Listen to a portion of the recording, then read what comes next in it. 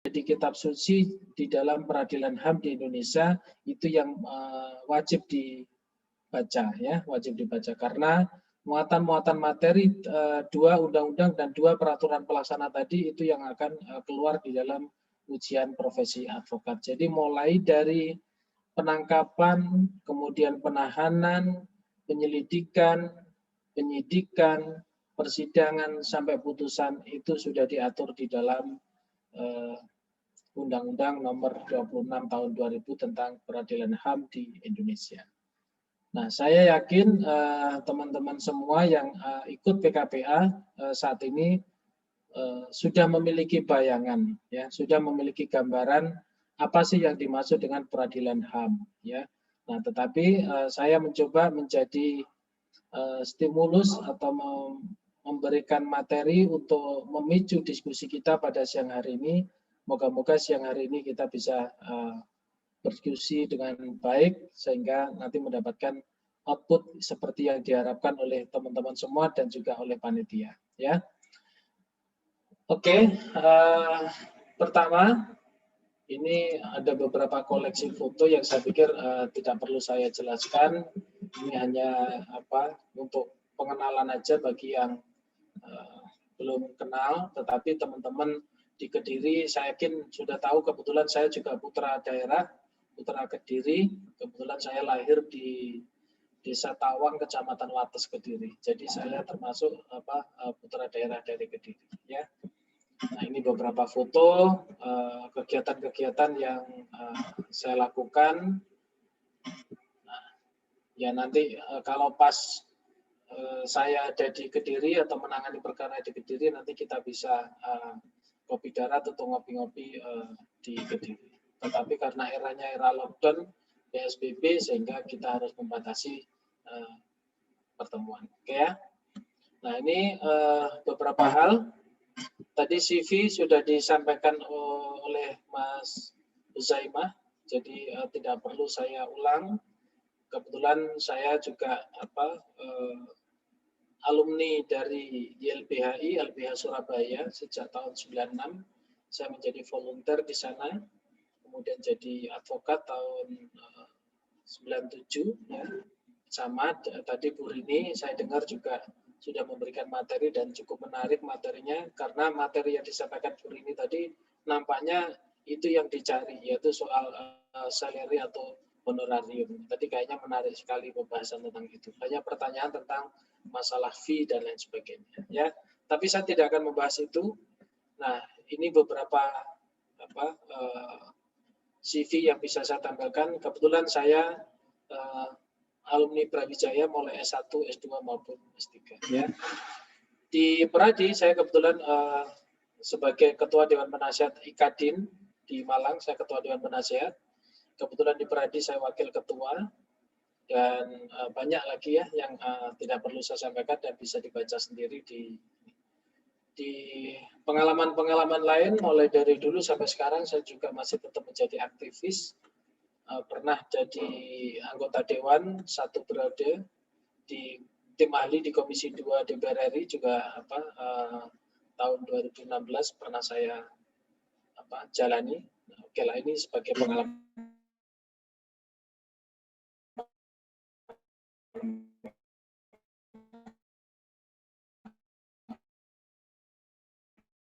Nah, statement ya dari teman-teman semua terkait dengan peradilan HAM di Indonesia, ya.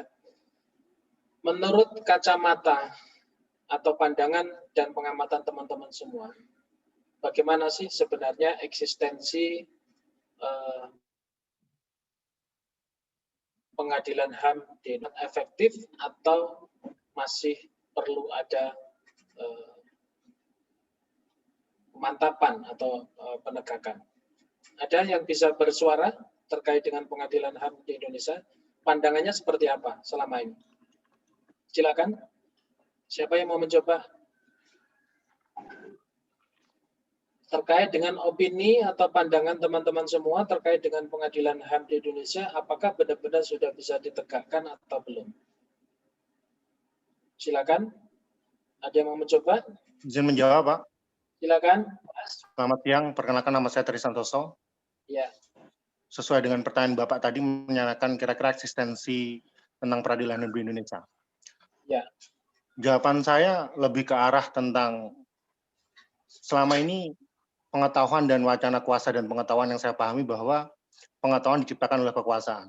Sedangkan peradilan di Indonesia eksistensinya lebih ke arah kecenderungan tentang retorika pasar, bukan pada retorika HAM yang sebenarnya.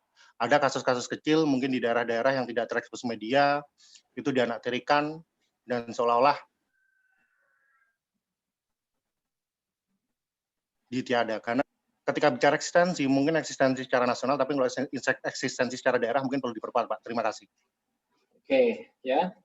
Itu pendapat atau pandangan dari Mas Tri Santoso. Mungkin ada satu lagi yang bisa menyampaikan. Ini sekaligus menjadi critical study, ya, menjadi critical study bagi penegakan HAM di Indonesia. Ada lagi, satu lagi?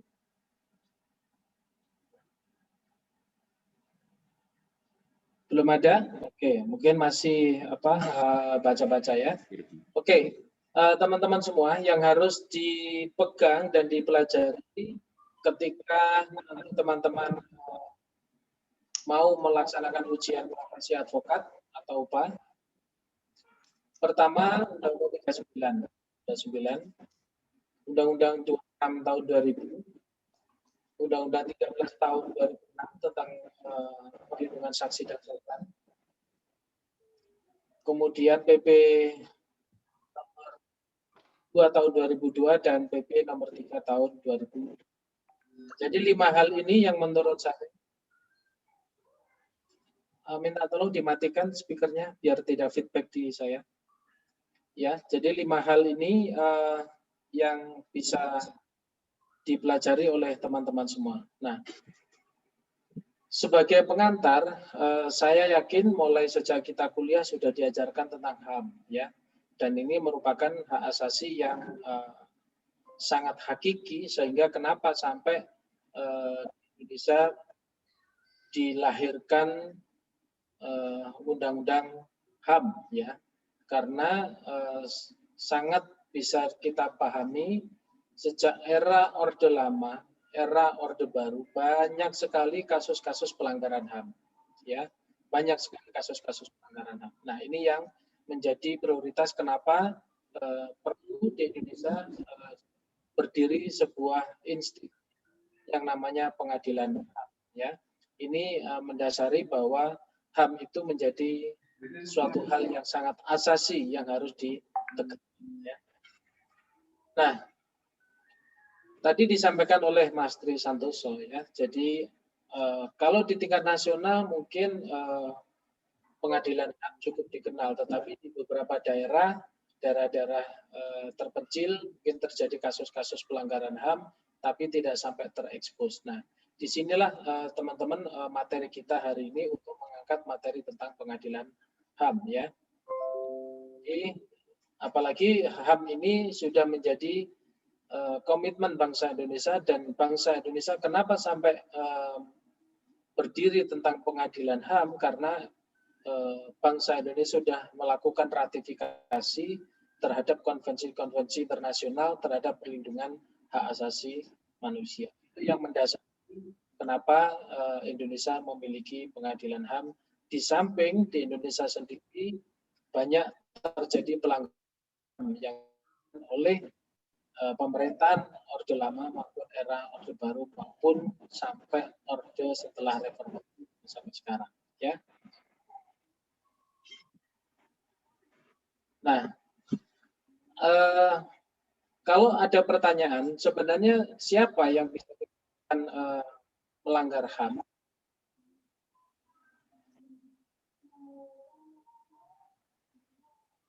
Saya minta tolong Mas Huzaimah, ini kok feedback di tempat saya? Suara ulang-ulang. Oke, siap Pak. Sampun. Oke. Halo? Ya, siap. Sampun. Tes. Oke, sudah. Oke, sudah, ya. Oke, jadi kalau kita mau menganalisa suatu masalah, maka kita harus mengklaster, ya. harus memiliki kemampuan mengklaster sebenarnya siapa yang bisa dikatakan sudah melakukan pelanggaran HAM. Nah, jadi pelanggaran HAM itu bisa dilakukan oleh aparat negara, ya. Jadi ketika itu dilakukan baik disengaja maupun tidak sengaja atau kelalaian dengan melawan hukum, mengurangi, menghalangi, membatasi, dan mencabut hak asasi seseorang ataupun kelompok. Nah, yang menarik kasus belakangan adalah kasus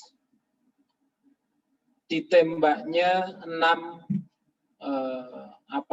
laskar atau 6 anggota FPI, ya, yang kemarin sangat menarik itu. Nah, di awal Komnas HAM menyampaikan bahwa ada pelanggaran HAM di situ.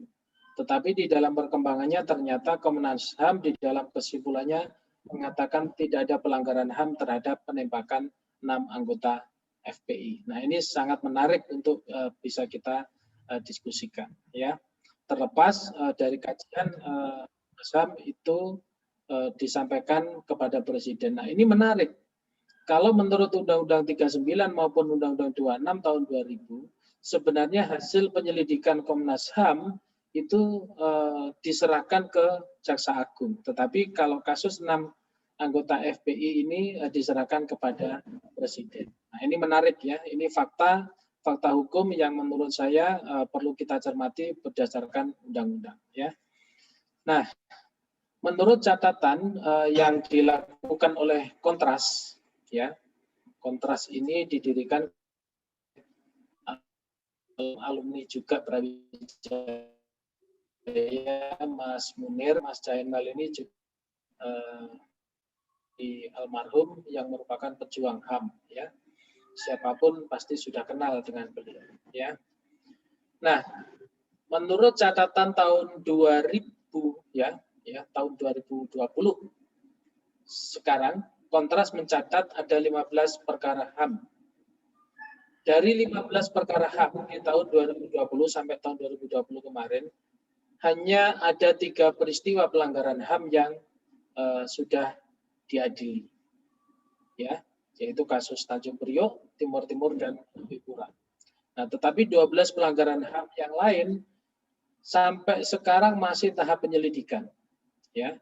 Sampai sekarang masih tahap penyelidikan, termasuk kasus terbunuhnya pejuang HAM yaitu almarhum Munir sampai sekarang masih menjadi teka-teki siapa yang menjadi dalang sepenuhnya pembunuhan itu, ya. Jadi ini catatan yang bisa kita lihat untuk menilai apakah peradilan HAM di Indonesia cukup efektif, ya, bisa ditegakkan, ya. Ini refleksi dari kasus-kasus yang sudah ada, ya. Nah, ini juga menjadi catatan kita, menjadi referensi kenapa kita perlu membahas tentang pengadilan HAM di Indonesia, karena mulai dari kasus-kasus yang muncul di Indonesia, kasusnya hampir nyaris tidak bisa tertangani dengan baik, ya. Kenapa? Nah, itu yang nanti menjadi pertanyaan dan teman-teman bisa mencatat mengapa tidak bisa berjalan efektif penegakan HAM di Indonesia, ya. Oke, tetapi karena advokat ini adalah salah satu fungsinya tadi sudah disampaikan Bu Rini, yaitu menangani perkara-perkara pro bono atau perkara-perkara bagi masyarakat yang tidak mampu, yang bagi masyarakat pencari keadilan, maka materi pengadilan HAM ini menjadi urgent untuk kita pelajari bersama, ya. Ini beberapa kasus. Ini sama dari yang saya sampaikan ini termasuk yang dilakukan oleh pengadilan HAM di Indonesia, ya. Mas Yusuf lagi, ya.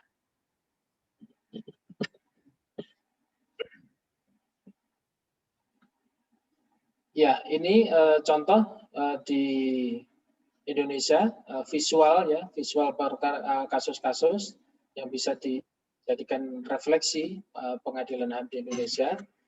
Ini ada kasus Sampit juga sempat mencuat beberapa tahun yang lalu. Nah, oke. Nah, ketika kita sekarang mengatakan, tadi Pak Mastri tadi juga sudah menyampaikan terkait dengan di daerah-daerah ada kasus-kasus HAM. Nah, apakah kasus-kasus HAM di daerah itu masuk dalam kategori extraordinary crime atau tidak? Itu yang harus kita lihat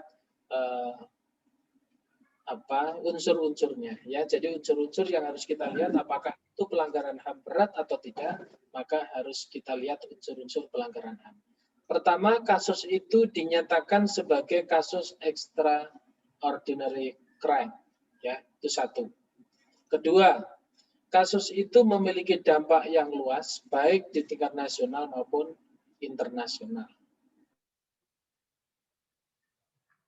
Ketiga, diatur di dalam KUHP. Jadi kalau perkara sudah diatur, berlaku pasal yang mengatakan tentang pelanggaran HAM. Nah, sehingga dalam kasus ditembaknya Komnas HAM, kesimpulannya itu bukan pelanggaran HAM, tapi masuk dalam kategori tindakan pidana yang dilakukan yang sudah diatur di dalam Kitab Undang-Undang Hukum Pidana. Nah, unsur berikutnya adalah menimbulkan kerugian baik material maupun imaterial, mengakibatkan perasaan tidak aman, ya, terus kemudian bahwa dampak dari kasus itu maka perlu dicapai yang namanya supremacy of law. Jadi untuk penegakan hukum, untuk mencapai yang namanya keadilan maupun kepastian, ya. Jadi beberapa unsur yang bisa kita pelajari terkait dengan beberapa kasus, ya. Nah, untuk kasus pelanggaran HAM berat itu kalau di dunia internasional memakai Statuta Roma. Jadi di dalam Statuta Roma itu kategori yang termasuk di dalam pelanggaran HAM berat itu adalah satu tentang genosid, kemudian crime against humanity, kejahatan perang, kemudian crime of agresi. Jadi agresi kekerasan. Nah, kalau di Indonesia yang diatur di dalam Undang-Undang 26 tahun 2000 itu terkait dengan genosid dan juga kejahatan terhadap kemanusiaan.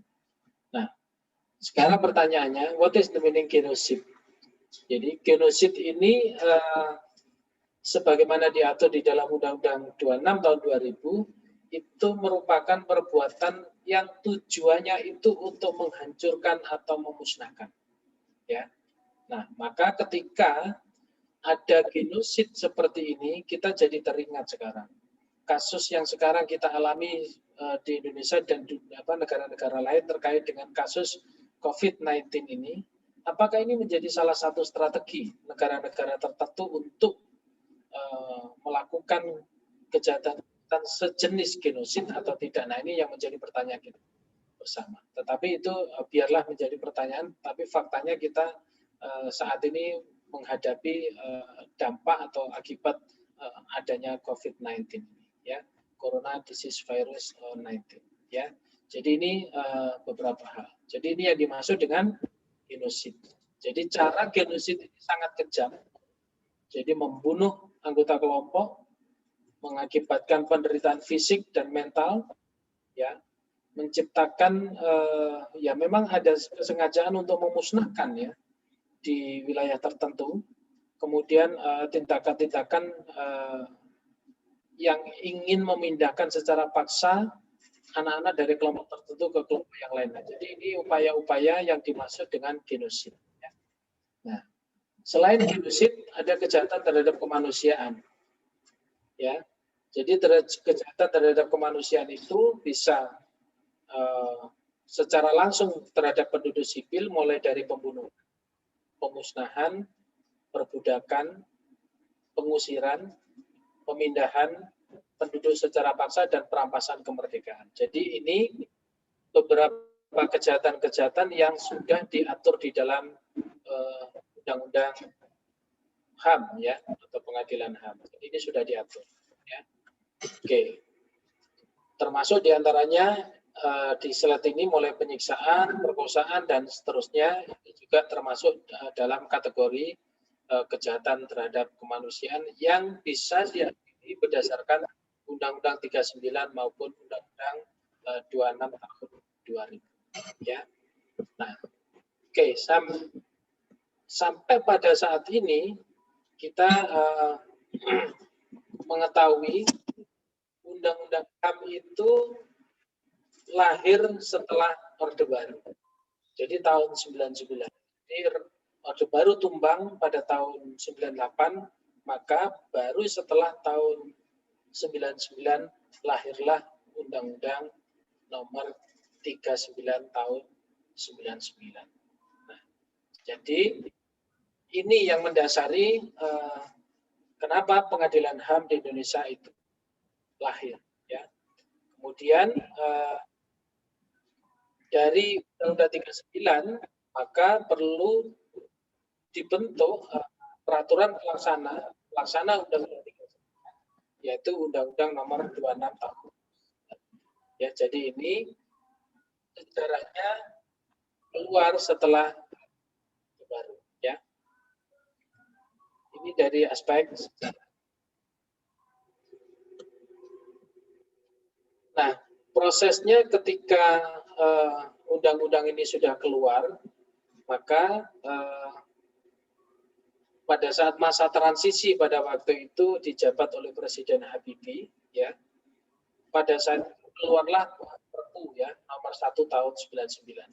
Nah, tetapi ternyata Perpu itu tidak cukup kuat untuk melaksanakan Undang-Undang HAM, maka Perpu itu dicabut, kemudian dikeluarkan Undang-Undang nomor 26. Jadi kalau sekilas kita mempelajari tentang sejarahnya, lahirnya setelah Orde Baru, keluar Undang-Undang 39, Undang-Undang 39 pada waktu itu peraturan pelaksana berdasarkan Perpu, tetapi akhirnya Perpu itu dianggap kurang kuat, maka dikuatkan menjadi Undang-Undang nomor 26 tahun 2000. Jadi ini dari aspek sejarah. Nah, karena Undang-Undang 26 tahun 2000 ini sudah terbentuk, maka itulah lahirnya Pengadilan HAM secara ad hoc. Jadi Pengadilan HAM secara ad hoc itu adalah untuk mengadili pelanggaran HAM berat ya yang terjadi sebelum berlakunya Undang-Undang HAM. Nah, pertanyaan saya adalah Undang-Undang HAM ini memiliki keistimewaan sendiri dibanding dengan undang-undang yang lain. Mungkin teman-teman ada yang bisa menyebutkan kenapa Undang-Undang HAM ini memiliki keistimewaan sendiri. Ada yang bisa menjawab? Mengapa Undang-Undang HAM itu memiliki keistimewaan dan kekhususan tersendiri dibandingkan dengan undang-undang yang lain? Ada yang mencoba menyampaikan?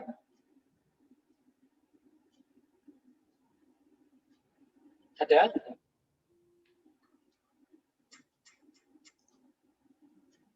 Belum ada? Ya, oke. Kalau belum ada, mungkin teman-teman masih membaca ya. Undang-Undang HAM ini memiliki keistimewaan tersendiri. Itu karena undang-undang ini bisa mengadili kasus-kasus pelanggaran HAM sebelum berlakunya Undang-Undang HAM. Kalau di dalam perkara asasnya kan sudah cukup jelas, seseorang tidak dapat dipidana kalau tidak ada peraturan yang mengatur, ya. Tetapi kalau Pengadilan HAM, meskipun kejadian ini masa lampau atau sebelum keluarnya Undang-Undang HAM, maka Pengadilan HAM memiliki kekhususan dan keistimewaan karena bersifat retroaktif, ya. Jadi meskipun kasusnya sudah lama, tetapi tetap bisa diadili dengan Undang-Undang Hak Asasi Manusia. Jadi kalau tadi Pak Mas Tri Santoso menyampaikan ada kasus-kasus pelanggaran HAM yang selama ini tidak tersentuh atau ditangani, meskipun itu kejadiannya sebelum Undang-Undang HAM ini, maka itu masih bisa dilakukan untuk supremasi of law atau penegakan hukumnya dalam rangka melakukan supremasi of justice, ya. Jadi ini yang perlu dilakukan oleh teman-teman semua. Jadi ini keistimewaannya dibanding dengan undang-undang yang lain yang tidak memiliki sifat retroaktif, ya. Oke. Nah, ini beberapa prinsip ya, beberapa prinsip yang tadi sudah saya sampaikan apa yang dimaksud dengan penegakan HAM itu tujuannya ya sebagai rasa untuk kemanusiaan ya, tidak hanya terjadi di tingkat nasional di Indonesia tetapi di tingkat internasional. Contoh kalau di tingkat internasional Indonesia selalu aktif mengirim pasukan untuk menegakkan perdamaian di Palestina. Nah, itu juga salah satu contoh bagaimana penegakan HAM itu baik secara nasional maupun internasional harus dilakukan. Ya. Nah, pertanyaannya adalah apakah bisa kalau seandainya di Indonesia ini ada kasus pelanggaran HAM, terus kemudian ternyata karena peradilan atau pengadilan HAM di Indonesia itu tidak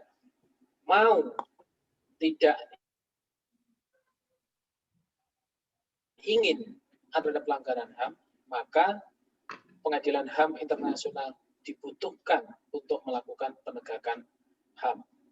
Jadi artinya adalah ketika di Indonesia terjadi kasus pelanggaran HAM, kemudian sudah jelas terjadinya pelanggaran HAM, ternyata tidak dilakukan penanganan, maka bisa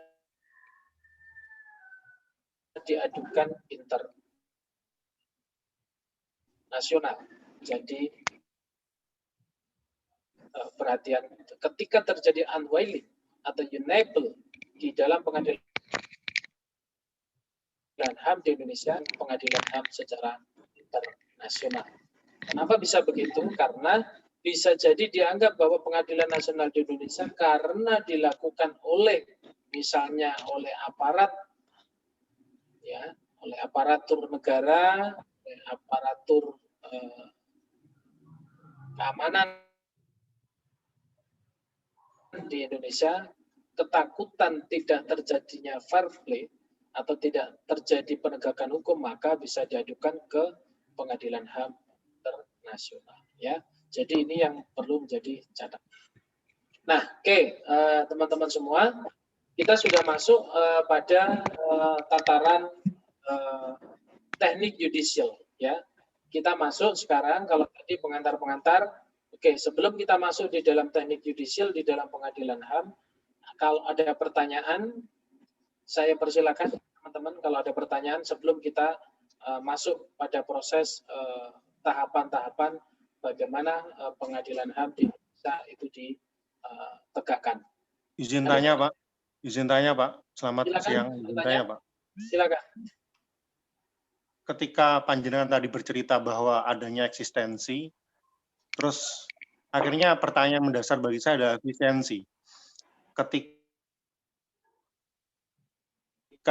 HAM berlaku retroaktif di sana, habis itu ada beberapa kasus di mana kasus-kasus itu terjadi sebelum adanya pengadilan HAM di Indonesia berlaku. Pertanyaannya seberapa efisiensi, seberapa efektivitaskah pengadilan HAM di Indonesia? Karena nyatanya seperti kasus-kasus besar yang terjadi dan menyorot dunia internasional tidak pernah terselesaikan dengan baik, malah kecenderungannya malah jadikan sebagai alat politik dan alat kekuasaan, Pak. Terima kasih. Ya, saya pikir itu sangat menarik, Mas Tri. Jadi itulah yang fakta hukum yang terjadi di Indonesia adalah seperti itu. Itu selaras atau sebanding dengan catatan akhir tahun yang dilakukan oleh Kontras, ya. Kontras mencatat di Indonesia itu kan ada 15 kasus, ya. Ada 15 kasus, tetapi yang sudah ditangani dan diadili baru 3.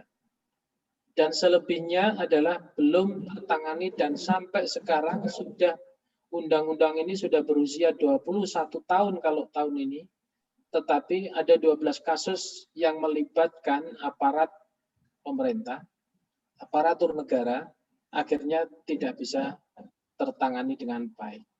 Ya, jadi otomatis memang kalau ada beberapa kasus yang memang bersentuhan terhadap kepentingan nasional, terhadap kepentingan aparat, maka teman-teman semua sudah bisa mengambil kesimpulan sampai sekarang perkaranya belum bisa selesaikan dengan baik. Artinya ketika kita bicara eksistensi, nah tugas kita sekarang bagaimana Undang-Undang Nomor 26 Tahun 2000 itu bisa ditegakkan dengan baik. Ya, jadi saya tidak menyalahkan komitmen atau statement yang Mas Tri tadi ketika mensikapi tentang eksistensi. Jadi seperti itu, Mas Tri ya. Oke, ada pertanyaan lain? Pak, lebih meruncing, Pak. Jadi pertanyaan saya lebih meruncing. Kira-kira selama ini dengan pengalaman panjenengan bergelut di dunia advokasi, ya, mengapa pengadilan HAM ad hoc dan di Indonesia itu kurang efektif? Itu kira-kira apakah ada kesadaran budaya atau pendidikan yang kurang, ataukah memang ada faktor X di belakangnya? Karena selama ini saya sebagai, mungkin beberapa tahun lalu saya masih menjadi mahasiswa, ada debatable antara mahasiswa dan dosen bicara A, B, dan lain sebagainya, tapi kesannya ternyata rhetorical politic will yang terjadi itu tidak pernah terjadi pada real political will yang ada di masyarakat. Akhirnya terjadi retorika yang sebatas retorika, tapi tingkat efisiensi serta efektivitasnya tidak pernah ada. Nah, runcingnya, kira-kira mengapa pengadilan HAM di Indonesia itu tidak berjalan efisien dan efektif? Terima kasih, Pak. Ya. Menurut pengalaman panjenengan. Ya, oke, terima kasih, Mas Tri. Kalau berdasarkan teori efektivitas hukum, ya, hukum itu bisa berjalan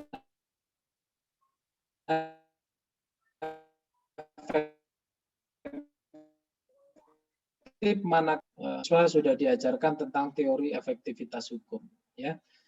Teori efektivitas hukum itu bisa dipengaruhi oleh 3 hal. Pertama, dari secara substansi atau substantif. Artinya secara substantif itu manakala ada peraturan atau undang-undang, ya, atau norma-norma yang sudah ada, kalau memang itu sudah cukup baik, sebenarnya Undang-Undang HAM 39, 26 itu sebenarnya sudah cukup baik, ya. Nah, itu kalau dilihat dari secara substantif sebenarnya sudah cukup baik, tetapi efektivitas hukum itu tidak hanya didasarkan pada aturan atau norma yang sudah cukup baik, tetapi masih dipengaruhi oleh adanya structure. Structure itu siapa? Structure itu ya aparatur pelaksana, aparatur penegak hukum. Nah, kalau undang-undangnya sudah baik, tetapi ternyata aparatur penegak hukumnya tidak baik atau tidak mampu atau tidak mau melaksanakan, maka nonsense itu bisa dilakukan, ya. Jadi 2 elemen, yang pertama dari substantif, kemudian yang kedua structure, dan yang ketiga adalah culture. Nah, atau masyarakat atau budaya masyarakat. Nah, saya yakin Mas Tri juga sudah cukup bisa memahami tentang teori efektivitas itu. Jadi kenapa pengadilan HAM itu kalau diambil kesimpulannya tidak bisa berjalan efektif, berarti 3 elemen tadi tidak bisa sinergis. Undang-undangnya sudah baik, masyarakatnya sudah baik, tapi kalau aparatnya tidak mau melaksanakan juga tidak bisa efektif. Nah, ini ada namanya teori yang kita pelajari bersama-sama di waktu kita masih menjadi mahasiswa. Jadi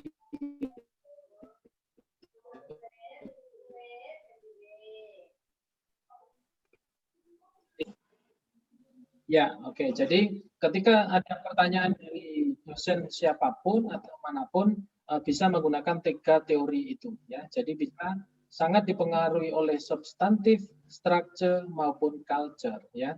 Jadi 3 elemen itu yang sangat mempengaruhi efektivitas, ya. Oke, jadi ada lagi pertanyaan dari peserta yang lain? Kalau nggak ada, kita lanjutkan.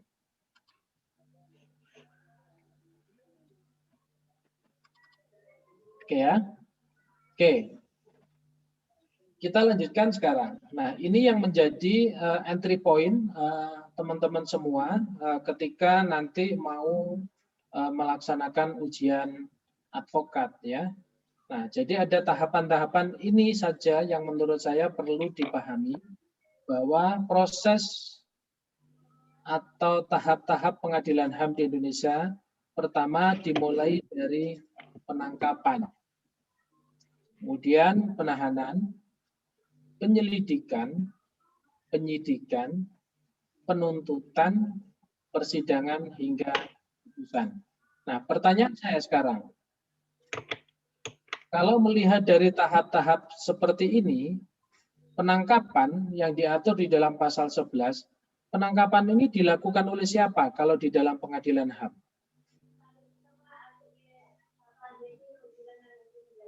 Kalau ada kasus pelanggaran HAM, penangkapan dilakukan oleh siapa? Polisi, Komnas HAM, atau yang lain? Silakan teman-teman. Penangkapan oleh siapa? Polisi.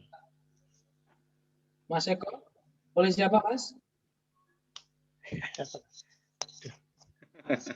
Polisi. Oh, aduh, Mas. Kalau di dalam pengadilan HAM, kalau terjadi penangkapan, itu dilakukan oleh siapa? Oleh Komnas HAM kah? Oleh polisi kah? Atau ada yang lain? Silakan yang lain. Ada yang bisa menjawab?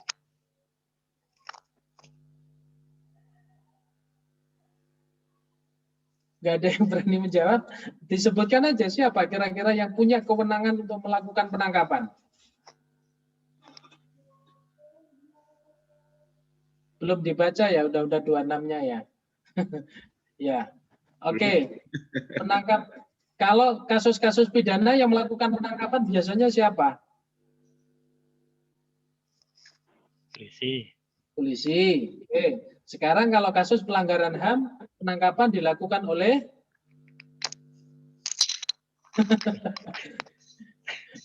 kalau kasus HAM, penangkapan dilakukan oleh Kejaksaan Agung, ya. Termasuk penahanan dilakukan oleh Kejaksaan Agung, ya. Penyelidikan. Kalau di dalam kasus HAM penyelidikan dilakukan oleh siapa? Komnas HAM. Komnas HAM, bagus. Kalau penyidikan dilakukan oleh Komnas HAM. Nah, kalau penyidikan ke Jaksa Agung, ya. Oh. Ke Jaksa Agung, ya. Penuntutan itu juga Jaksa Agung, dan kalau persidangan oleh majelis hakim, putusan oleh majelis hakim. Nah, inilah letak perbedaan-perbedaan yang harus dipahami oleh teman-teman peserta PKPA. Jadi ada perbedaan yang sangat mendasar antara penanganan kasus-kasus pidana dengan kasus-kasus pelanggaran HAM berat, ya. Kalau penangkapan itu dilakukan oleh Kejaksaan Agung. Oke. Lebih jelasnya ada di slide berikutnya, sebenarnya bisa dibaca di dalam slide yang sudah dibagi, ya. Nah, itu kan sudah jelas itu di slide berikut.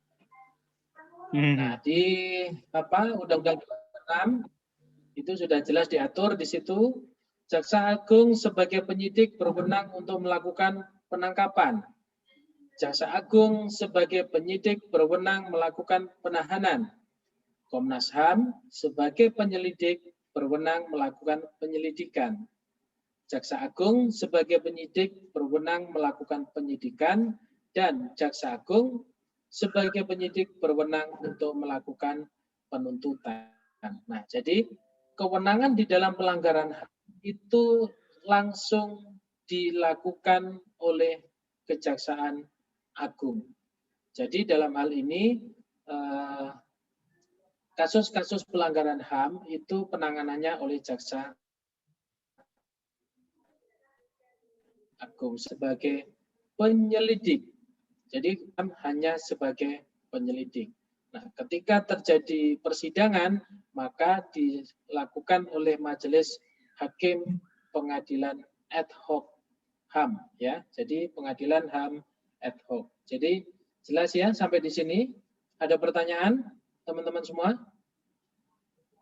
Bisa dimengerti ya untuk letak perbedaan antara penanganan kasus-kasus pelanggaran HAM yang terjadi di Indonesia menurut Undang-Undang Nomor 26 Tahun 2000. Nah, ini penting untuk bisa dipahami, ya. Oke, next. Nah, tadi sudah dijawab sama Mas Eko bahwa Komnas HAM itu kewenangannya adalah melakukan penyelidikan. Jadi Komnas HAM itu hanya menyelidiki, tidak sampai menyidik. Ya, dia hanya sebagai penyelidik. Jadi kalau ada kasus pelanggaran HAM, terus kemudian Komnas HAM turun tangan untuk melakukan penanganan, tetapi kewenangan Komnas HAM hanya sebagai penyelidik.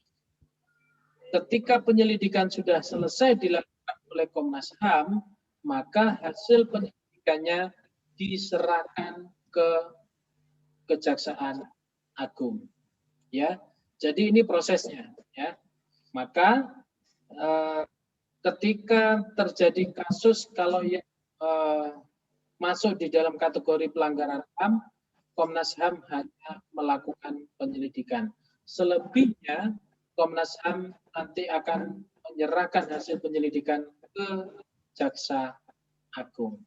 Ya, nah, jadi itu yang penting dipahami bahwa peran Komnas HAM menurut Undang-Undang 39 dan Undang-Undang 26 hanya sebagai penyelidik yang melakukan penyelidikan. Cukup jelas? Ya, jelas ya? Oke. Kalau sudah, maka hasil penyelidikan yang dilakukan oleh Komnas HAM, kesimpulan penyelidikan diserahkan kepada penyidik. Nah, sudah jelas tadi saya jelaskan bahwa penyidik di dalam kasus pelanggaran HAM adalah Jaksa Agung. Ya, jadi yang proses awal yang dilakukan ketika terjadi kasus pelanggaran HAM. Ya. Oke, next. Tanya Pak. Oke, silakan Pak Eko. Ini mau tanya, ini seperti kasusnya barusan ini yang Laskar FPI yang tewas itu loh Pak. Iya. Itu Komnas HAM menyeladakan penyelidikan. Terus itu hasilnya menghadap ke Presiden, rekomendasikan ke Presiden, itu gimana Pak? Ya, di awal saya menyampaikan tadi sudah saya singgung sedikit tentang kasus penembakan terhadap anggota FPI, ya. Nah, di awal ketika Komnas HAM melakukan penyelidikan terhadap kasus itu ada arah bahwa kasus penembakan anggota FPI itu ada pelanggaran HAM, ya. Tetapi dengan seiring waktu, kemudian tiba-tiba Komnas HAM ya membuat kesimpulan bahwa itu bukan pelanggaran HAM, ya, itu bukan pelanggaran HAM. Nah, sehingga karena itu dianggap bukan pelanggaran HAM, maka Komnas HAM menyerahkan hasil penyelidikannya kepada Presiden. Nah, maka kalau dilihat dari Undang-Undang 39 tahun 99 dan Undang-Undang 26 tahun 2000, maka ini tidak sesuai dengan ketentuan Undang-Undang HAM. Ya, jadi ini dianggap sebagai kriminal biasa yang diatur di dalam KUH pidana. Jadi gitu Mas Eko. Tetapi sampai sekarang pun sebenarnya ini masih terjadi debatable, ya, debatable, karena kalau melihat dari hasil penyelidikan yang sudah disampaikan ke Presiden dan kemudian Presiden juga diwakili oleh Menko Polhukam Bapak Mahfud itu menyampaikan bahwa itu bukan pelanggaran HAM, ya, bukan pelanggaran HAM.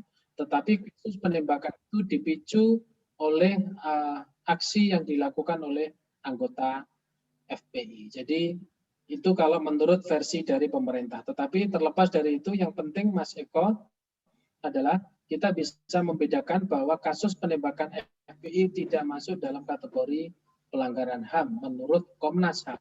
Ya, jadi itu. Cukup jelas Mas Eko? Cukup jelas Pak, makasih. Oke, terima kasih sama-sama ya. Eko bukan Nah, FPI ya Pak Eko ya? Iya, jangan-jangan Pak Eko ini mau bela FPI ini ya, namanya Habib Rizik. Tidak Pak.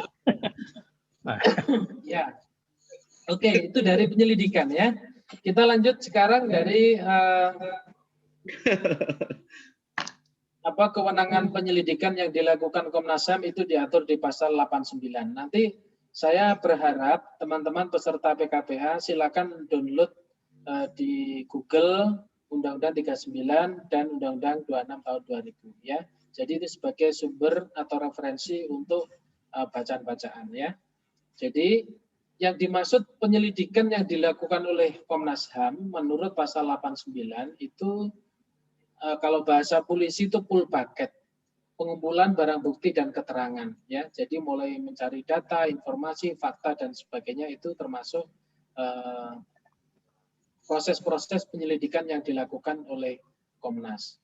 Nah, artinya dari hasil penyelidikan itu Komnas itu akan menilai apakah di dalam kasus itu masuk dalam kategori pelanggaran HAM atau tidak. Nah, itulah tadi yang baru disampaikan atau ditanyakan oleh Mas Eko ya. Oke, good, Mas Eko. Nah, kemudian yang kedua, setelah penyelidikan selesai, maka Komnas HAM menyerahkan hasil penyelidikannya ke Jaksa Agung. Ya, sudah jelas bahwa Jaksa Agung itu berdasarkan undang-undang memiliki kewenangan otonom melekat yaitu untuk melakukan penyidikan. Nah, yang harus diketahui ya, yang harus diketahui di dalam proses penyidikan itu dari interval waktunya ya. Jadi kalau penyidik Jaksa Agung sudah menerima hasil penyelidikan dari Komnas HAM, maka Jaksa Agung memiliki waktu 90 hari untuk melakukan penyidikan. Bagaimana kalau 90 hari tidak cukup, maka bisa ditambahkan 90 hari lagi untuk perpanjangan dan bisa diperpanjang lagi 60 hari untuk perpanjangan. Jadi di dalam kasus pelanggaran HAM ini durasi waktunya sangat lama ya, sangat lama. Bisa dihitung dari penyidikan saja itu sudah mencapai waktu 240 hari ya. Ini penyidikannya. Nah, tadi malah di Komnas HAM itu belum dihitung sejak kasus terjadi sampai penyelidikan HAM Komnas HAM itu berapa lama itu juga belum dihitung. Tetapi menurut undang-undang proses penyidikan itu dilakukan oleh Jaksa Agung maksimal 240 hari. Ini baru penyidikan ya. Nah, yang perlu saya sampaikan catatan saya adalah ketika proses penyelidikan yang dilakukan oleh Komnas HAM bisa di dalam catatan saya, Komnas HAM bisa membentuk tim ad hoc. Ya, jadi Komnas dalam melakukan penyelidikan itu bisa juga membentuk tim ad hoc. Maksudnya adalah kalau terjadi kasus seperti di Lumajang misalnya, ada kancil pada waktu itu. Ketika di dalam Komnas HAM ini membutuhkan tim, maka Komnas HAM bisa membentuk tim dari unsur masyarakat karena kasusnya di Lumajang bisa saja itu mengambil atau membentuk tim dari masyarakat atau tokoh-tokoh dari Lumajang. Jadi itu bisa dilakukan. Sama halnya dengan penyidik. Jaksa Agung di dalam melakukan penyidikan manakala dibutuhkan adanya penyidik ad hoc, maka Jaksa Agung diberi kewenangan untuk membentuk tim penyidik ad hoc ya. Siapa saja yang bisa masuk di dalam tim Jaksa Agung bisa dari organisasi politik, ormas, LSM atau dari perguruan tinggi. Jadi itu bisa dilakukan. Jadi intinya baik penyidikan itu bisa membentuk tim ad hoc ya atau tambahan tim untuk memperkuat proses ya. Jadi itu yang menjadi catatan penting dalam proses penyelidikan maupun penyidikan. Jadi dari interval waktunya di dalam proses penyidikan itu sudah mencapai 240 hari. Oke, setelah penyidikan maka masuk dalam proses penuntutan. Nah, Jaksa Agung setelah melakukan penyidikan ada waktu yang diberi kesempatan atau menurut undang-undang proses penuntutan dilakukan selama 70 hari, ya, 70 hari. Jadi bisa dihitung ya, dari penyidikannya aja sudah 240 hari, kemudian penuntutannya 70 hari, itu sudah 310 hari. Ya, belum ditambah penyelidikan yang dilakukan oleh Komnas HAM yang tidak diatur waktunya, ya, bisa lama, ya. Oke, jadi ini proses penuntutan. Kemudian di dalam proses pengadilan sekarang, ya, kalau di proses pengadilan di dalam proses persidangan yang dilakukan oleh pengadilan HAM ad hoc dilakukan oleh 2 orang dari pengadilan HAM dan 3 orang hakim ad hoc. Jadi jumlah majelis hakim yang ada di dalam pengadilan HAM berjumlah 5 orang, ya, atau 5 hakim. Nah, oke, kita coba konsentrasi lagi dari proses waktunya. Tadi dari proses penyidikan hingga penuntutan sudah 310 hari. Di proses pengadilan itu bisa memakan waktu proses persidangannya itu 180 hari. Ya, bisa dihitung tadi ya.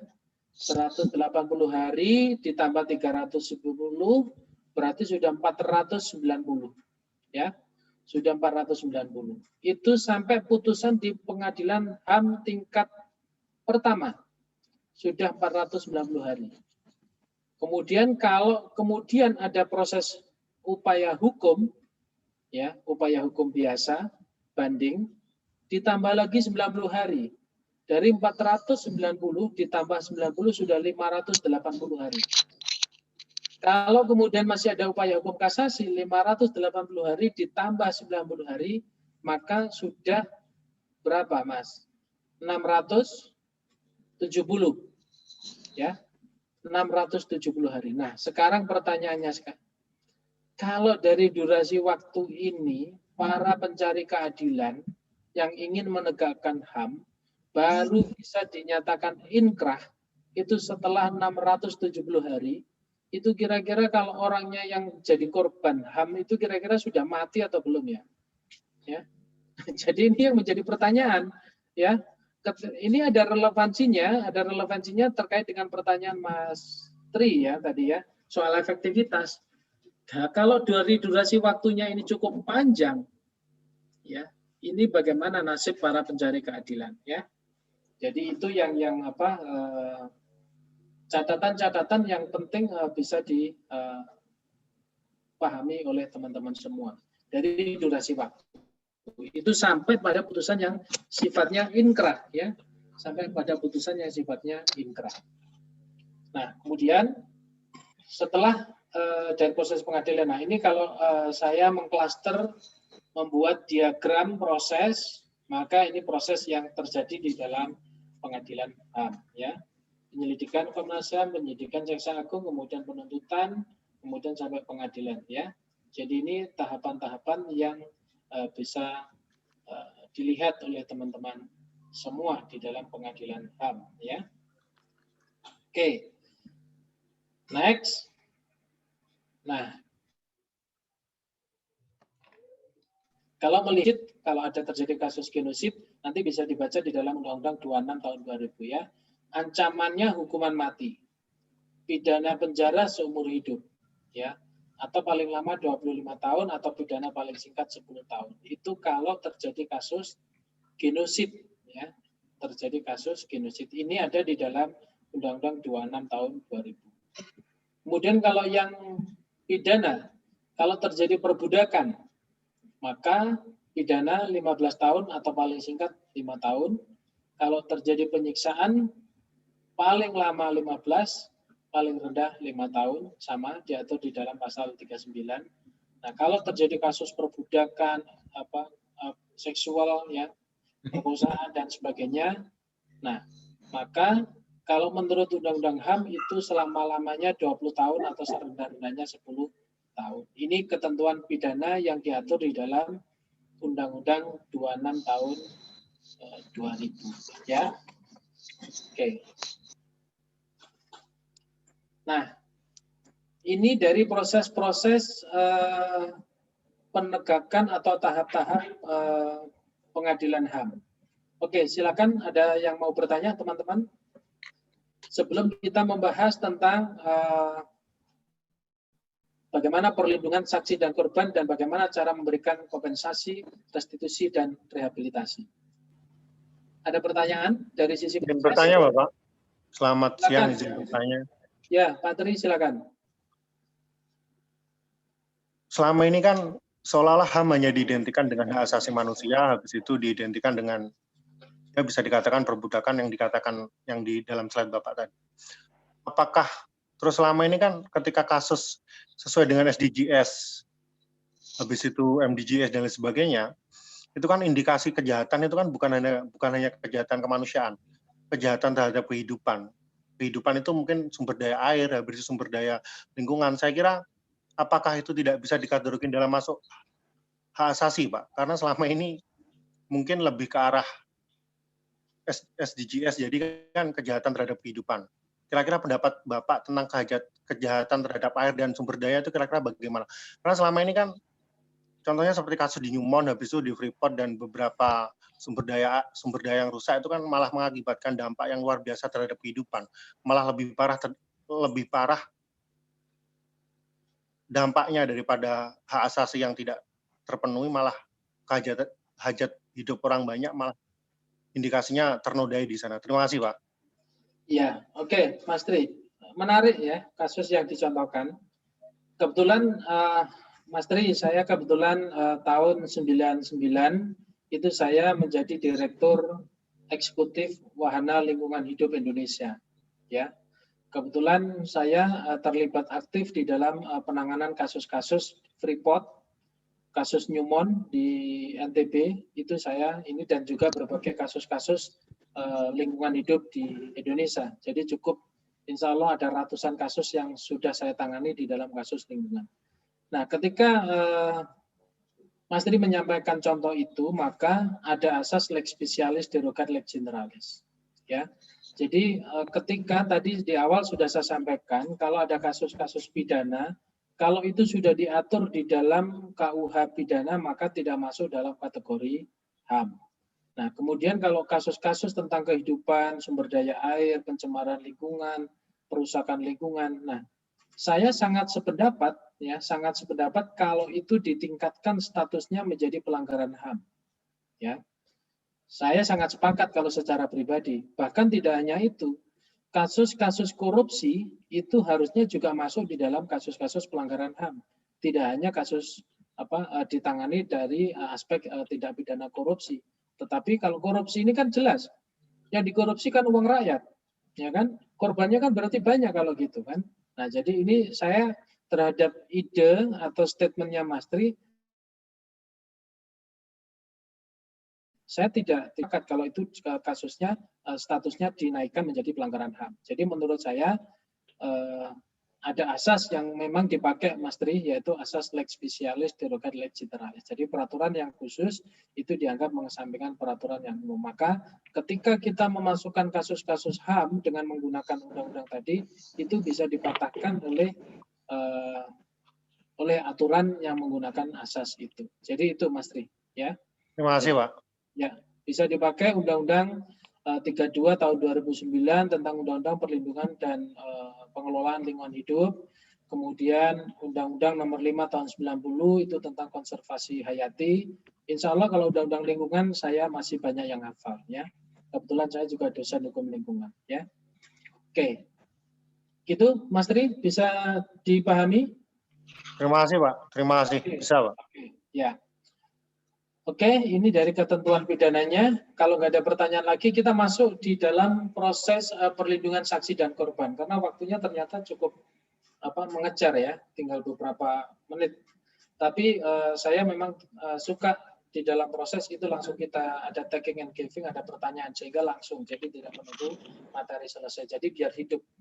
Soalnya kalau memberi materi di dalam daring itu seperti kayak penyiar radio, jadi nggak enak, ngomong sendiri itu nggak enak, jadi biar ada proses taking and giving, ya, jadi bisa secara langsung. Oke, nah selain Undang-Undang Nomor 39 dan Undang-Undang Nomor 26, yang harus ikut dibaca adalah Undang-Undang 13 tahun 2006.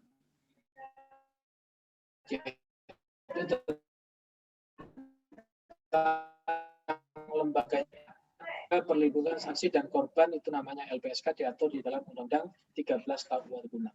Ya, jadi itu nanti juga diikut dibaca, dan PP nomor 2 tahun 2002 ini juga merupakan peraturan pelaksana atau peraturan organik, ya, peraturan organik dari Undang-Undang HAM maupun Pengadilan HAM. Jadi ini salah satu peraturan organik, peraturan pelaksana yang dipakai untuk menindaklanjuti Undang-Undang HAM, yaitu PP nomor 2 tahun 2002, yaitu tentang perlindungan saksi dan korban. Nah, kenapa ini perlu diatur tersendiri di dalam PP atau peraturan organik? Karena ketika terjadi korban pelanggaran HAM, maka perlu diatur tentang tata caranya. Bagaimana cara melindungi hak-hak korban maupun saksi, khususnya dalam pelanggaran HAM. Ya, nah, diatur di dalam pasal 4 di dalam PP nomor 2 tahun 2002 itu tentang bentuk perlindungannya adalah perlindungan atas keamanan pribadi korban, saksi dari ancaman fisik dan mental, perahasiaan identitas korban dan saksi, kemudian pemberian keterangan pada saat pemeriksaan di pengadilan. Ya, jadi itu yang teman-teman bisa cek ketika nanti di dalam UPA muncul pertanyaan sebutkan peraturan pelaksana Undang-Undang HAM. Jadi teman-teman langsung bisa menyebutkan adanya PP nomor 2 tahun 2002 tentang tata cara perlindungan terhadap korban dan saksi. Nah, ada satu lagi peraturan organik di dalam Undang-Undang 39 tahun 99 dan 26 2000, yaitu PP nomor 3. Jadi setelah keluar PP nomor 2, maka keluar PP nomor 3. Ya, PP nomor 3. Nah, PP nomor 3 ini lebih detail lagi mengatur tentang what is the meaning kompensasi, what is the meaning restitusi, and then rehabilitasi. Jadi ada 3 hal diatur di dalam PP nomor 3 tahun 2002. Jadi peraturan pelaksana Pengadilan HAM yaitu PP nomor 2 dan PP nomor 3 tahun 2002. Ya. Jadi ini bentuk kompensasi, restitusi, dan rehabilitasi. Apa yang dimaksud dengan kompensasi? Nah, bisa dibaca di dalam pasal 1 angka 4 sampai 6, ya. Angka 4 sampai 6 di PP nomor 3 tahun 2002. Kompensasi. Namanya kompensasi berarti itu berupa ganti rugi. Jadi, kalau kompensasi itu terminologinya itu adalah ganti rugi yang diberikan oleh negara. Catatannya ada underline saya, diberikan oleh negara. Kenapa? Karena pelaku ini maksudnya pelanggar HAM, tidak mampu memberikan ganti rugi sepenuhnya yang menjadi tanggung jawab. Jadi kompensasi ini akhirnya diberikan oleh negara. Berbeda dengan restitusi, ini berupa ganti rugi yang diberikan oleh korban yang dilakukan oleh pelaku atau pihak ketiga. Jadi kalau kompensasi dilakukan oleh negara atau diberikan oleh negara, tetapi kalau restitusi diberikan oleh pelaku ataupun pihak ketiga, ya. Nah, jadi itu perbedaan antara kompensasi dan restitusi yang diatur di dalam PP nomor 3 tahun 2002. Nah, sedangkan rehabilitasi, nah ini sudah sering kita dengar, sudah familiar, yang dimaksud dengan rehabilitasi berarti pemulihan kehormatan, nama baik, jabatan, dan hak-hak lain. Ya, jadi ini teman-teman semua catatan-catatan penting di dalam proses peradilan HAM di Indonesia. Jadi mulai diatur di dalam 39, 26, PP nomor 2, PP nomor 3 tahun 2002. Jadi ini yang menjadi referensi penting yang harus dipahami oleh teman-teman semua ketika nanti sudah masuk mengikuti ujian profesi advokat. Nah, tata cara pelaksanaan pemberian kompensasi restitusi diatur di dalam pasal 6 sampai pasal 10 ya. Jadi pertama, kalau sudah ada putusan dari pengadilan yang inkrah, maka putusan salinannya dikirim kepada Jaksa Agung ya. Kemudian Jaksa Agung akan membuat atau melaksanakan putusan yang sudah disampaikan dari pengadilan HAM tadi dengan membuat berita acara pelaksanaan putusan. Diberikan kepada siapa? Kepada instansi pemerintah terkait ya. Jadi untuk melaksanakan itu, kalau itu negara, maka ya putusannya disampaikan kepada negara untuk memberikan kompensasi.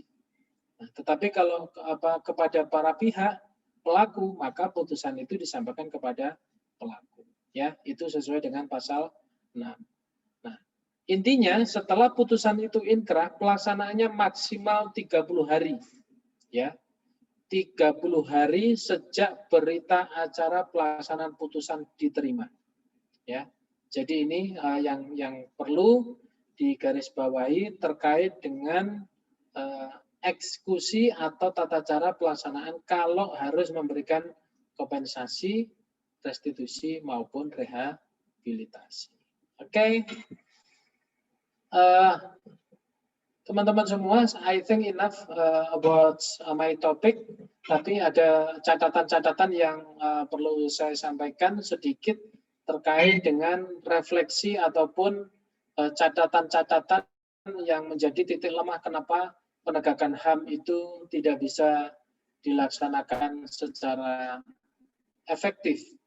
Nah, ini yang tadi di awal sudah saya tanyakan, kemudian juga ditanggapi oleh Mas Tri tadi ya. Jadi ini kebetulan saya siapkan beberapa catatan yang membuat penegakan HAM di Indonesia itu belum bisa berjalan dengan efektif. Tetapi seharusnya karena pengadilan HAM itu dibuat tahun 99, undang-undang pengadilannya tahun 2000, saya pikir ini sudah cukup berusia 21 tahun. Nah, sehingga menurut catatan saya ini perlu beberapa hal yang dilakukan evaluasi ya, perlu dilakukan evaluasi, bahkan kalau perlu ada perubahan-perubahan terhadap ketentuan yang ada di dalam Undang-Undang 39 maupun Undang-Undang Nomor 26 ya. Jadi perlu dicatat. Catatan saya ada beberapa hal ya. Nah, itu yang satu, kejahatan manusia bukan kejahatan biasa atau extraordinary crime. Mestinya harus, jadi perlu ada pengaturan hukum acara secara khusus. Kenapa hukum acara secara khusus? Ya, tadi kan sudah saya jelaskan. Untuk sampai kepada putusan yang memiliki kekuatan hukum inkrah masih membutuhkan waktu sekitar 670 hari. Ini kan menjadi tidak efektif kalau sampai waktunya 670 hari. Belum lagi ditambah pelaksanaan tadi maksimal 30 hari. Ini kan berarti total sudah 700 ya di poin 3 ini ya. Di poin 3 ini 30 hari. Jadi kalau tadi mulai dari penyidikan sampai pada putusan yang inkrah sampai 670 ditambah 30 hari sudah 700 hari. Berarti kan sudah 2 tahun lebih. Ya, 2 tahun lebih. 2 tahun ya, 2 tahun, kurang lebih 2 tahun. Nah, ini kan kalau dari kacamata hukum, orang yang meminta penegakan, menuntut keadilan atau mencari keadilan, orangnya mungkin sudah mati ya. Jadi sudah diputus inkrah, tapi orangnya sudah mati ya. Akhirnya nanti yang menerima kompensasi akhirnya ahli waris ya. Oke. Ini catatan saya yang bisa dibaca, dipelajari oleh teman-teman semua ya. Oke. Mas Huzaimah, saya pikir I think enough about my topic. Silakan kalau masih ada yang perlu dipertajam, mau ditanyakan kembali, saya persilakan. Nah, sehingga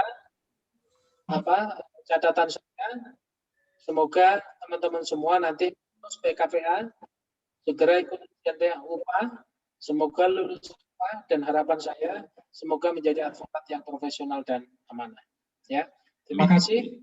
Saya akhiri. Assalamualaikum warahmatullahi wabarakatuh. Waalaikumsalam warahmatullahi. Terima kasih kami sampaikan kepada beliau Bapak Dr. Susianto, SHM CLA. Materi yang disampaikan beliau terkait dengan hukum acara pengadilan hak asasi manusia sangat luar biasa. Artinya aktual sekali, banyak kasus-kasus kasuistik yang diangkat oleh beliau dan akhirnya beliau juga mampu untuk memberikan solusinya ya. Artinya apa yang disampaikan oleh beliau tentunya menambah wawasan untuk kita semuanya. Artinya dengan materi ini terkait dengan hukum acara pengadilan hak asasi manusia, ini bisa buat modal ketika nanti panjenengan semua para peserta advokat ya, para peserta pendidikan profesi advokat di Fakultas Hukum Uniska ini bisa menjadi modal ketika jenengan nanti sudah menjadi advokat yang handal, menjadi advokat yang luar biasa seperti itu. Saya kira cukup Pak ya, waktunya ini sudah habis. Tapi kalau misalkan dari teman-teman peserta ini ada yang mau tanya, tetap saya kasih waktu. Saya mau tanya Pak. Izin Pak Dr. Susianto, ini ada pertanyaan dari teman-teman ini Pak. Kita minta waktu. Silakan. Untuk Mas Syafiqul Amin. Ya. Oke Pak, terima kasih Pak. Mau bertanya tentang ada sebuah manusia itu memiliki sebuah hak yang melekat dalam dirinya kan Pak, dalam Undang-Undang 39 tahun 99 itu. Akan tetapi ketika manusia tersebut mengalami sebuah kejahatan dan masuk di dalam sebuah lapas, ada sebuah hak yang dihilangkan, yaitu hak pemenuhan kebutuhan seksual.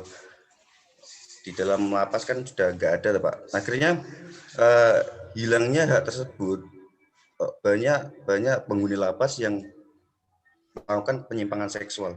Apakah di sini masuk dalam pelanggaran HAM, Pak, oleh negara karena tidak ada hak pemenuhan kebutuhan seksual yang diberikan kepada warga lapas tersebut? Ya, oke, Mas Syafiqul. Terima kasih pertanyaannya. Nah, untuk menjawab itu sebenarnya cukup bisa dicek di dalam Undang-Undang 26 tahun 2000. Jadi yang masuk dalam kategori pelanggaran HAM menurut Undang-Undang 26 2000 adalah satu tadi tentang genosid, ya. Kemudian yang kedua terkait dengan kejahatan kemanusiaan yang lain yang tadi sudah saya jelaskan, mulai dari perbudakan, pembunuhan dan sebagainya.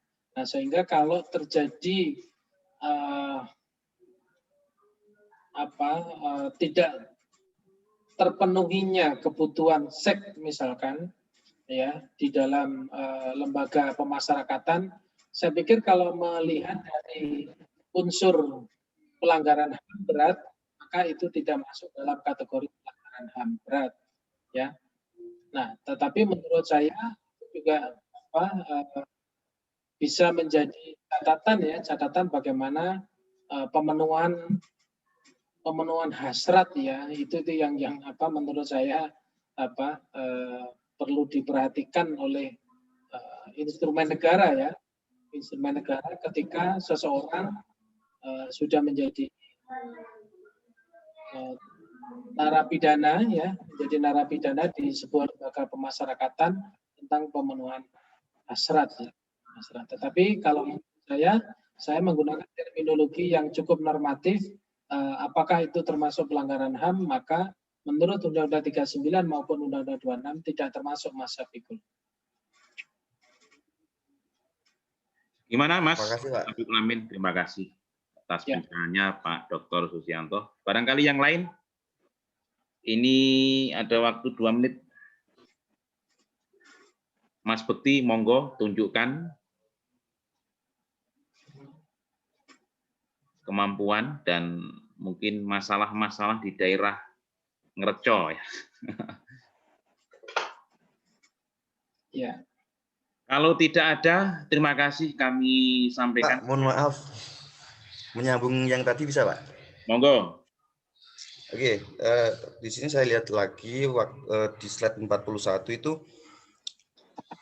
pemerkosaan, perbudakan seksual, pelacuran dan sebagainya itu terus kata-kata bentuk-bentuk kekerasan seksual lainnya. Berarti kan ketika dia warga binaan itu dilecehkan karena kekerasan seksual itu maksudnya itu nanti seperti apa Pak?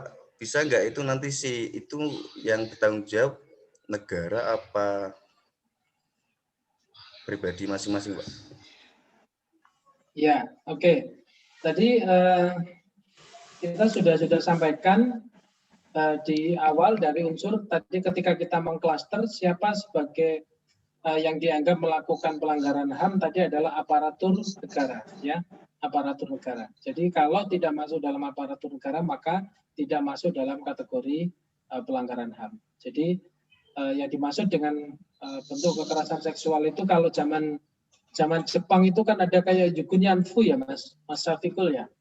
Jukunyanfu itu kan dilakukan oleh tentara Jepang terhadap masyarakat Indonesia, itu kan juga pelanggaran HAM itu. Nah, itu kan akhirnya pemerintah Jepang mengakui bahwa itu sebagai pelanggaran HAM dan pemerintah Jepang akhirnya memberikan kompensasi kepada korban-korban Jukunyanfu.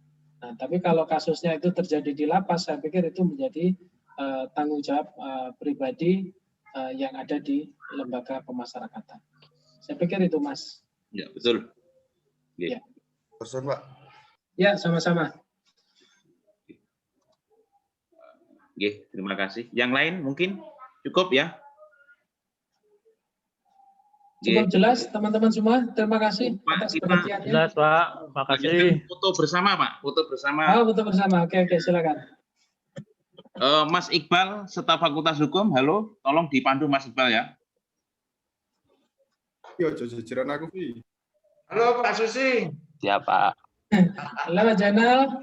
Terima kasih ya. Salam Komunitas Burini. Ya, waalaikumsalam. Waalaikumsalam. Teman Nggak saya mampir-mampir Pak diri lah. Dokter ya. Dengan Purini, satu angkatan. Satu angkatan, satu angkatan.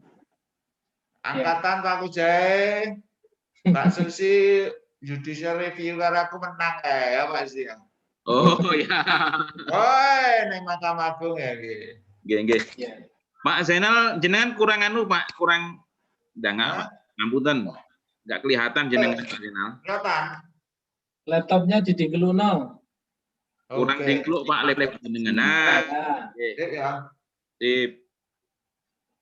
Pak cepat ya. Dan kita aja. 1, 2, 3. 1, 2, 3. Sampun, Pak. Oke. Terima kasih teman-teman semua. Mohon maaf atas Kita sama-sama. Jazakumullah hasanah apa yang disampaikan. Assalamualaikum warahmatullahi wabarakatuh. Waalaikumsalam. Sampai ketemu lagi. Ya, Pak Jainal. Sip. Nggih. Mudah-mudahan yang disampaikan oleh beliau Bapak Dr. Susianto SHM CLA manfaat untuk kita semuanya. Amin amin ya robbal alamin. Dan mari acara ini, kegiatan hari ini kita tutup dengan bacaan hamdalah. Alhamdulillah. Alhamdulillahirabbil alamin. Matur suwun sanget Pak Dr. Susianto sudah ngisi. Sami-sami. Mungkin tahun depan lagi kalau ada kami siap untuk mengundang panjenengan dan panjenengan harus siap hadir nggih. Pembicara tetap. Siap nggih. Pembicara tetap. Saya Alhamdulillah. Kalau ada kekurangan saya akhiri. Assalamualaikum warahmatullahi wabarakatuh. Waalaikumsalam warahmatullahi wabarakatuh. Warahmatullahi wabarakatuh. Jarimu sinyalmu elek.